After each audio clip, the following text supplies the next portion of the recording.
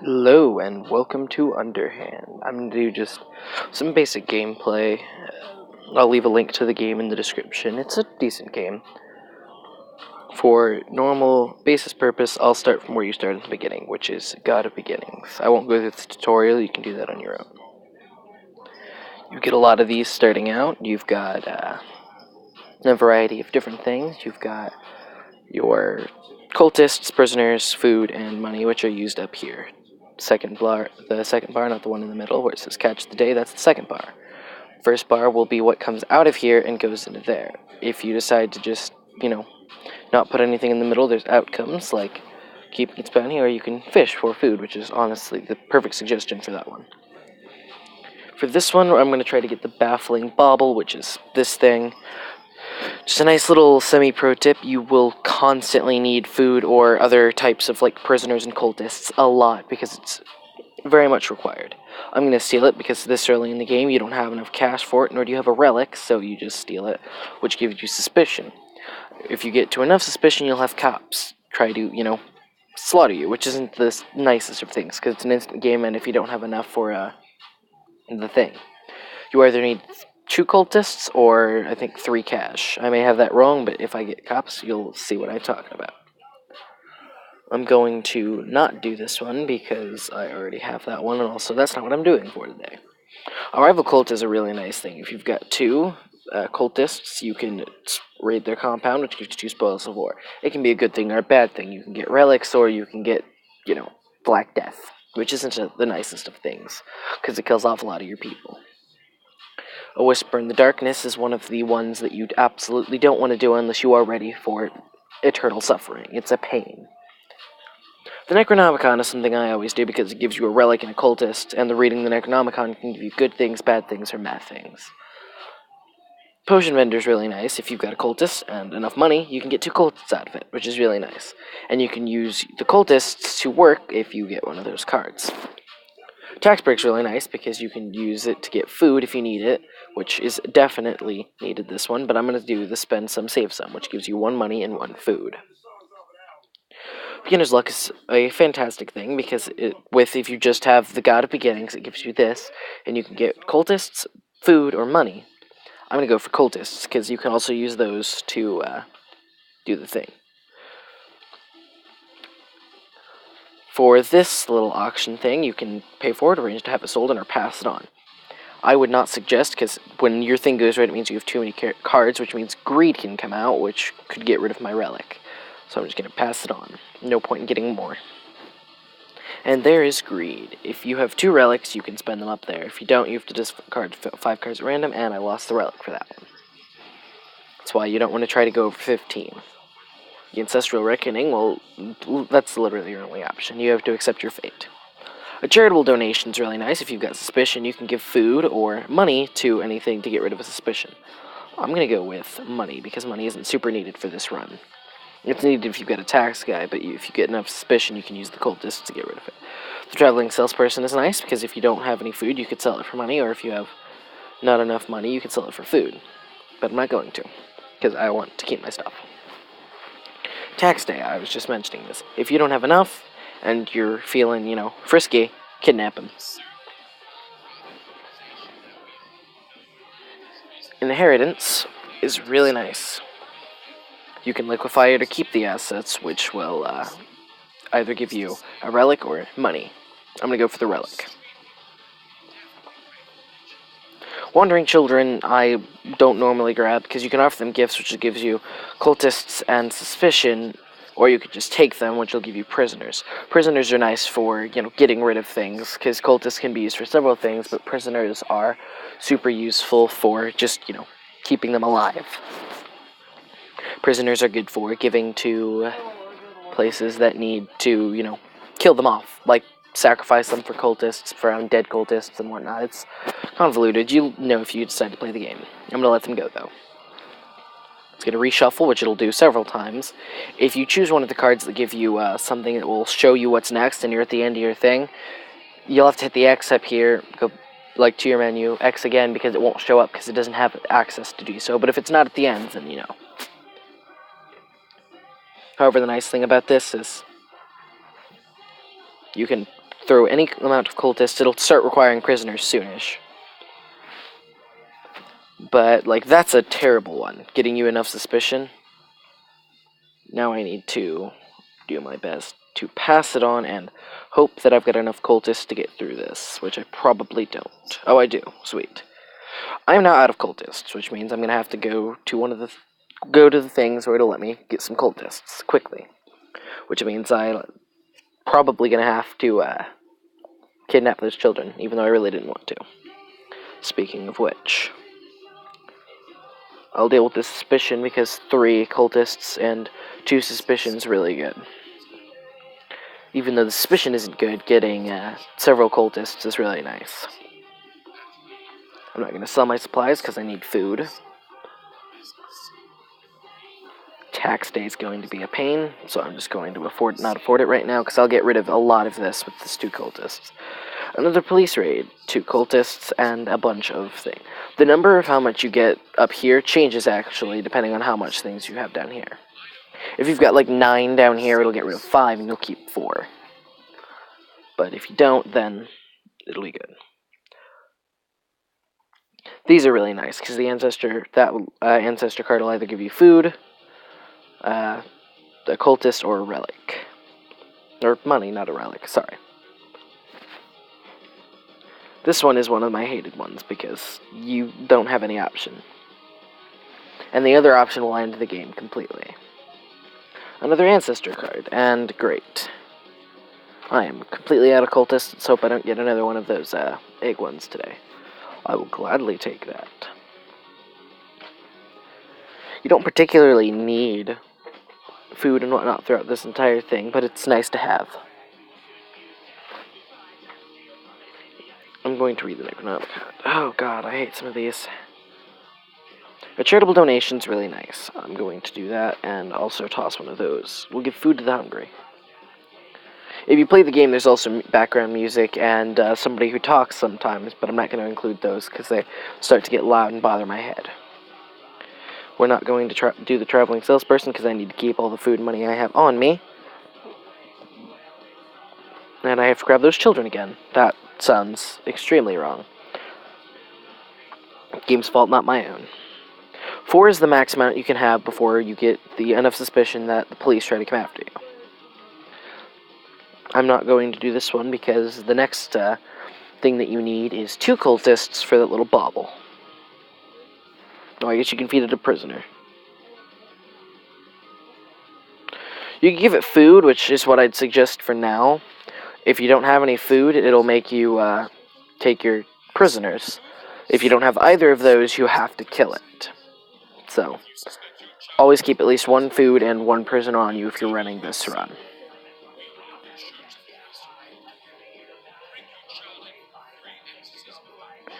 Another charitable donation, which, since I'm not going to personally need to put another food in for a little while, I'll get food before then as well.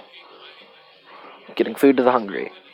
Try to keep at least 2 suspicion if possible. Desperate measures is a okay thing. I wouldn't suggest doing it all the time, but if you really need to, it's a good way to get food back. However, it'll start running you down a track that's not the safest. The potion vendor is really nice. I'm going to go again for the Tincture of Duplication, which gives you 2 cultists for the price of 1 gold. Running out of gold, though, around now is a terrible idea, but good thing I got this guy. I know game. I'm also going to pay it because I can't take more suspicion right now. I mean, I can, but I won't. I don't want that many cards still in my hand. You can pay them off with bribing, but I don't carry enough gold for this kind of run for that, because I need to use it to get cultists, prisoners, and food. So I'll just keep attempting to fight them off because it's the quickest. Auction on a relic. I already have a relic, so if I really wanted to steal it, I could, but there's no point in me doing it. However, almost every single one, except for I think the God of Beginnings, requires you to have a relic to complete it, so you need to constantly keep a relic. If you can't keep a relic in your hand, it's a bad time. Because if you run out of relics, then at that point, then it's game over. I'm also going to suppress my desires for now and just keep doing that because I'm not going down that path. Now that it's growing insatiable, you really want food and prisoners. Constantly. Keeping a relic on hand is, again, 100% needed. However, the ending one, you need, like, 3 cultists and 3 prisoners, or any combination of it, but it's a lot. It's a lot more than what, a lot of people carry, so that's why I'm trying to keep as many prisoners in that as possible. Which is why I'm not raiding the compounds. You can also use relics if you really need to, if you have an extra to substitute for any one of these things. So, if you don't have any food and it requires 2 food, you can use a relic and a food. Which in the tutorial it goes all through this, I'm not going to completely go through it. See how it says I can sell 2 foods, but I only have 1, because the relic can be used for any one of these. Just like if I had another money, I could also use the relic to buy some supplies, but I'm not going to, because I'm not feeling it. Again, I could go and arrange to have it stolen, but I'd lose the cultists that I already have on me, and since I've already got 4 suspicion, there's, not the safest of ideas to just steal the relic and then have to use both relics in order to get myself out of that situation, so I'll pass it on. Charitable donations are, as always, a fantastic thing, but what I'm going to do is going to just go for charities for the week, which doesn't take anything, doesn't give anything, but it's really nice. I'm also not going to buy any potions because I don't have any cash on me. However, it is always a good idea to keep at least 1 or 2 gold pieces on you. And also, if you really need cultists or are ready for one of these types of things, like this run, you will definitely need the Wandering Children, which is really nice because that's almost always in here. It's one of the ones that are constantly in this deck of little cards. It's a fantastic game, so if you try it out, let me know. We're going to go back to suppressing it down for now because I'm not trying to run that route. Traveling salesperson, I'm not buying or selling anything to her, so I'm not going to. The tax break is, again, nice. I'm going to use the 2 monies and hopefully find something that would be useful. You need 5 normally for the thing. You can use a relic to get a relic if you really need to, but for now I'm just going to pass it on. There's no point in me trying to keep it. We have the Wandering Children again, so I'm going to get even more cultists. You're going to need a lot for this run. You need like 9, I think. I'm going to just can't afford it right now because I already have enough suspicion and enough cultists that I can get through a police raid. That might be an issue, though. Ooh, that's not good. No food, my cultists are running down. I'm going to raid this compound, even though I normally wouldn't. That can get me food and or cash quickly. The police raid. Get rid of... Oh god, I didn't mean to drag that up. Get rid of that. I can attempt to fight them off, which kills 2 cultists, which means I've got a cultist, a prisoner, and some food. Here's where the bad part happens. I didn't have enough food or prisoners to get through this, so I couldn't satiate its hunger, and I lose. I have been killed. For the sake of, fun and whatnot, I'm going to reset the tutorial. By the way, I keep my voice on, my audio off, because the sounds for the game get really bothersome.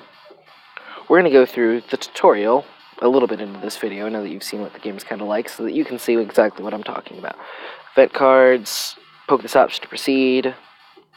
You're going to want to be really careful reading, because a lot of these cards will give you specific things, like this, which is really nice. Each one is, you've got a relic, which is a relic. You've got a cultist, which helps with a lot of things. Prisoners, useful for a variety of things, like feeding to creatures that require sacrifices, and can also be killed in varieties of ways to make cultists. The most notable way is the necromancer. Money is money. Suspicion is not a good thing to have, but it's useful for some of the harder to do quests, because if you have more suspicion than you have of everything else, suspicion's easy to get rid of, and if you have a lot of it and you run into greed, it gets rid of what you have the most of more frequently. So if you've got 7 suspicion and you get greed, a lot of your suspicion will go away, unless you have some really bad luck, and then food is food, obviously. There are also some cards that require them, so you need to put a relic, a cultist, and a thing. Up there shows you, well, tells you, but middle option shows the requirements. You tap it, and it'll get rid of them. There's also some of them that you really have to listen to. A lot of these I'll probably leave up for a little bit longer after, but yeah, see, this is denoted by the insert keyword, blah, blah, blah. Insert tips and tricks, which gives you some nice things. Sometimes. Not really, though. It's not really a card you can use, but it gives you this nice little thing. This is where you get the guide to beginnings, is from the tutorial, which you can't get, you literally can't fail this. There's almost no way to fail this. You poke it, he asks for summon the guide to win the game, and insert progression, which this takes nothing. But at the end it takes some relics. Relic usage, as it says, relic can be used to replace one of the food resources required here. So, food. A relic will give you a cultist and a prisoner, which is used in the next little tutorial segment. Prisoners and cultists, there's a nice little thing. The symbol means a mix between the cultist and the prisoners. So if it's got a C or a P like that, you can use 2 of them to get a food, which is a very bad deal, because you can eat them using the red dreams, which gives you a lot more. But you don't know that yet, if you're just doing this, or just starting. Relics are valuable, and suspicion is bad. Avoid suspicion or face the anger of the police. Try to collect relics, they are useful. You could actually screw this one up, because it gives you an option to select both. You want to select the relic, because it gets mad at you for selecting suspicion, which I'll show you, because it's funny. See? They told you suspicion is bad, and it was a mistake. Next time, let's try not to, we will not be so lenient, so you can trade the suspicion for a relic. It's hilarious. Okay, progression. Now it will require you to use monies, which you shouldn't have at this point because you don't have enough. But you can use that and that, which will keep your position for the God of Beginnings. The tutorial's long, but it's fun. Strategy. Try to anticipate which resources you need. If it will collect the resources you need towards victory, which is nice. It'll give you money and relic, which means you need 3 for this next one. This one. So you use that, and you get that. And it gives you a prisoner, which is useful in the next little segment. If you don't have any of the things like this, if you don't have any of these, which it'll give you them, but if you don't have anything that requires, there's an option that will always lose. Like what happened with the creature that I was trying to get and didn't have enough cultist for. So this one requires a relic and some money, which will summon the God of Beginnings. The God of Beginnings is a decent early game starter.